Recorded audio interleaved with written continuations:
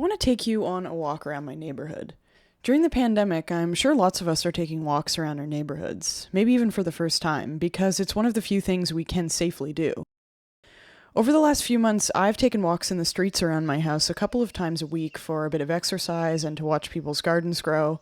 I think I've seen people walking around the neighborhood in the last couple of months that I've honestly never seen before. You'll notice that yes, I live in a pretty upscale neighborhood. Somehow my roommate managed to snag a pretty cheap apartment here. And I'm torn between appreciating its charms, the gardens, the dogs, the old brick houses, and fundamentally disliking the creation of rich neighborhoods that almost entirely white people choose to live in, like ours. But the reason I want to take you on this walk is because I think it's a good backdrop to talk about thoughts I've been having around the pandemic, especially why the situation it's created, self-isolation, physical distancing, hasn't been that weird for me, but in some ways it has actually been kind of relieving. I know, it sounds bizarre, but let me tell you why. Part one of the why is about anxiety. I've always been an anxious person. At the age of 4, fire alarms stressed me out so much that when I would go to the mall with my mom, I would point out every one and ask her if she thought they were going to go off while we were there. At age 8, my fear of death began. At age 10 or 11, it was the pain of pregnancy. I remember asking my 16-year-old babysitter if she was worried about how painful giving birth would be. Yeah, she thought that was pretty strange too, as if all women are a ticking time bomb just waiting to give birth. Those specific fears also manifested in general anxiety, feeling like something was wrong or off, even when I couldn't tie it to anything happening in my life or in the world. I often refer to my state of mind as foggy or disoriented. I have a hard time feeling grounded.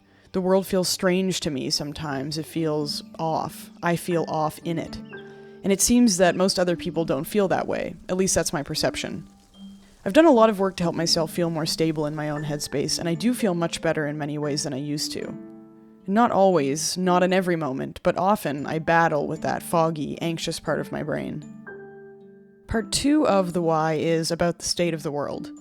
I've been a part of local and movement organizing for environmental and social issues since I was about 19, or for 8 or 9 years.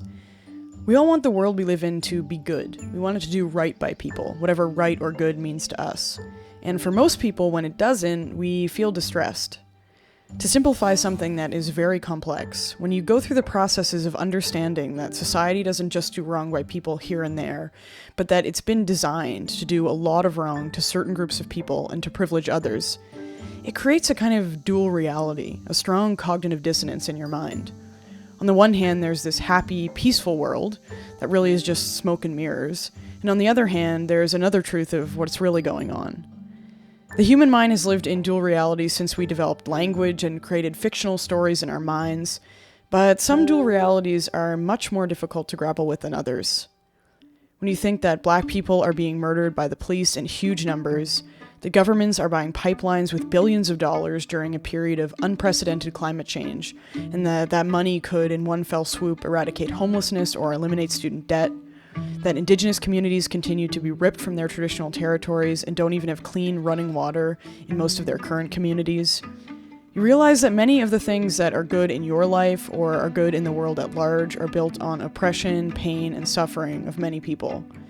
And to me, these stark injustices make the world feel false in many ways. They make me feel distanced or alienated from the society I live in.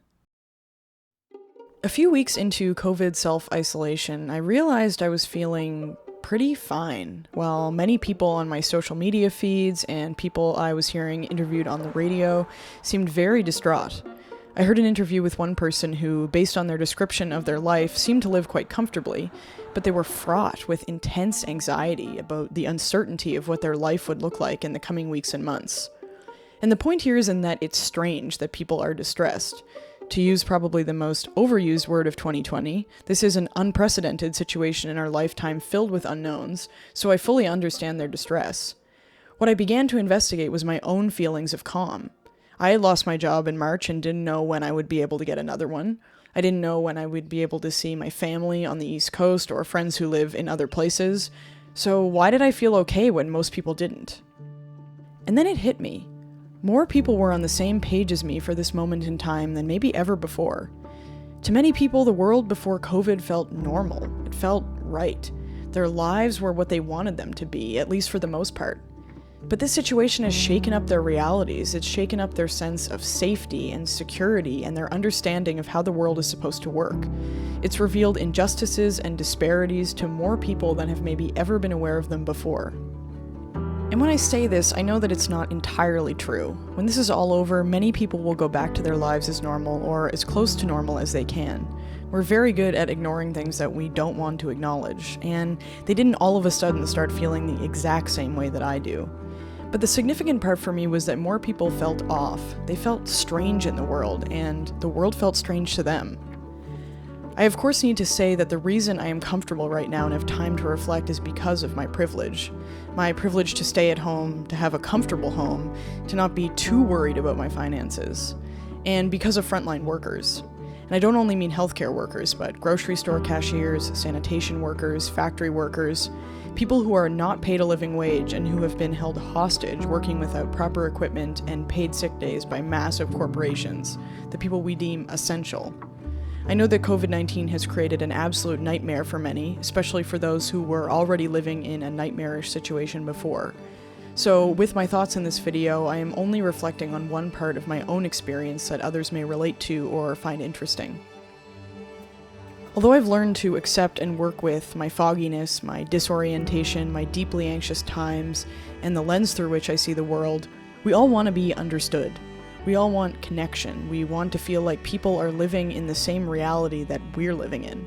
So I think it was relieving, if even for a brief moment in time, that many others felt the same way that I do.